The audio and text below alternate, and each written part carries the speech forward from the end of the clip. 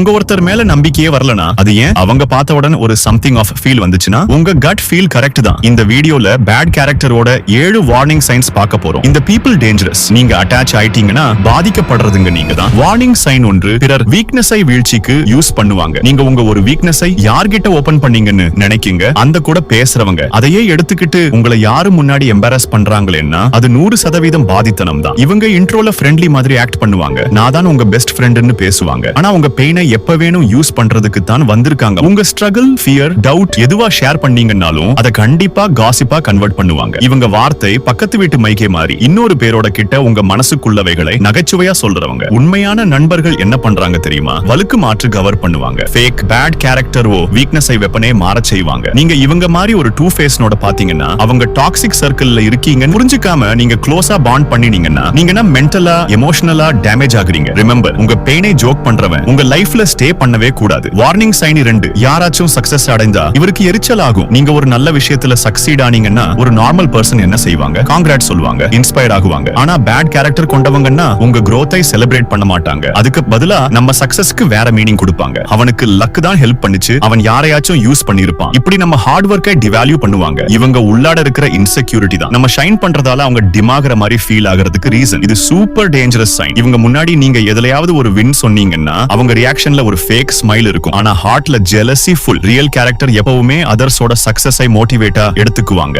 Bad கேரக்டரோ அது வேணாம் போல ட்விஸ்ட் பண்ணுவாங்க. உங்க ஹாப்பினஸ்ல சப்போர்ட் இல்லனா அவங்க ஃப்ரெண்ட்ஷிப்போ யாரோட கூட இருக்கணும். வார்னிங் சைன் 3, எல்லாமே கண்ட்ரோல் பண்ண ட்ரை பண்றவங்க. ஒரு ரிலேஷன்ஷிப்ல மியூச்சுவல் ரெஸ்பெக்ட் இல்லாம ஒருத்தர் தான் ஃபுல் கண்ட்ரோல் பண்ண ட்ரை பண்ணாருன்னா அது டாக்ஸிக்னும் பேட் கேரக்டர்னும் ப்ரூவ் பண்ணுது. நீங்க என்ன பேசணும், யாரோட பேசக்கூடாது, நீங்க எப்படி ட்ரெஸ் பண்ணணும், எங்க போகணும், அதெல்லாம் கம்பி கட்டி கட்டுற மாதிரி இருக்குது. இவங்க கண்ட்ரோலோட ஜஸ்டிஃபை பண்ணுவாங்க. நான் லவ் பண்ணுனால தானே, நான் கேர் பண்ணுனால தானே. இல்ல, இது கேர் இல்ல, இது possessiveness, dominance and fear paste control. இவங்க நிறைய ரூல்ஸ் போட்டுருவாங்க. உங்க ஃப்ரீடமை ஸ்லோலி குடிச்சு எடுத்துருவாங்க. இதுக்குள்ள உங்க இண்டிவிஜுவாலிட்டியே மறந்துடுவீங்க. ஒருத்தர் உங்களை ரெஸ்பெக்டட் ஃபீல் பண்ணணும், நாட் ரெஸ்ட்ரிக்டட் ஃபீல் பண்ணணும். Respect and control are not the same. இந்த மாதிரியான கண்ட்ரோல் ஃப்ரீக் கிட்ட நீங்க தொடர்ந்து இருந்தா உங்க growth, ஹாப்பினஸ், செல்ஃப் வொர்த் எல்லாமே வேனிஷ் ஆகிடும். வார்னிங் சைன் 4, பக்கம் இல்லாதவங்களை ப்ளேம் பண்ணுவாங்க. நம்ம லைஃப்ல ஏதாவது ப்ராப்ளம் வந்தா சும்மா நம்ம ஒரு செகண்ட் திங்க் பண்ணுவோம், 4 வார்த்தை எனக்குள்ள தப்பி இருந்திருக்கலாம்னு. ஆனா பேட் கேரக்டர் உள்ளவங்கன்னா என்ன பண்ணுவாங்க தெரியுமா? எதுக்கு தான் உங்களுக்குள்ள தப்பி இருந்தாலும் பக்கத்தவங்களை ப்ளேம் பண்ண ஆரம்பிச்சிருவாங்க. ஜாப் கிடைக்கலன்னா அரசு தான் ரீசன், ரிலேஷன்ஷிப் முடிஞ்சிருச்சுன்னா அவங்க தான் ஃபேக், பிசினஸ் ஃபெயில் ஆயிடுச்சுன்னா மார்க்கெட் தான் டைட். நீங்க இல்லாத நேரத்துல கூட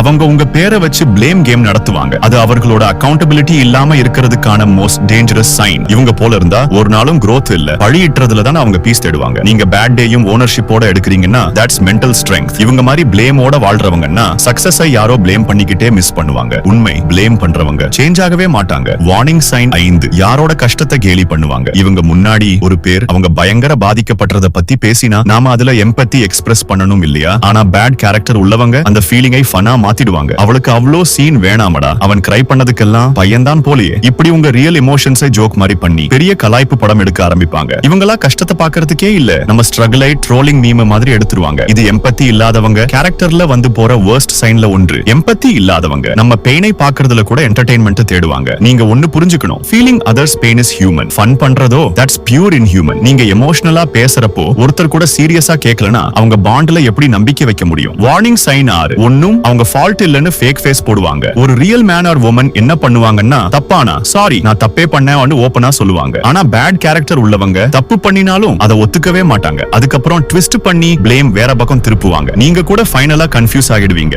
ஏய் தப்பு நாம தானா பண்ணோம்.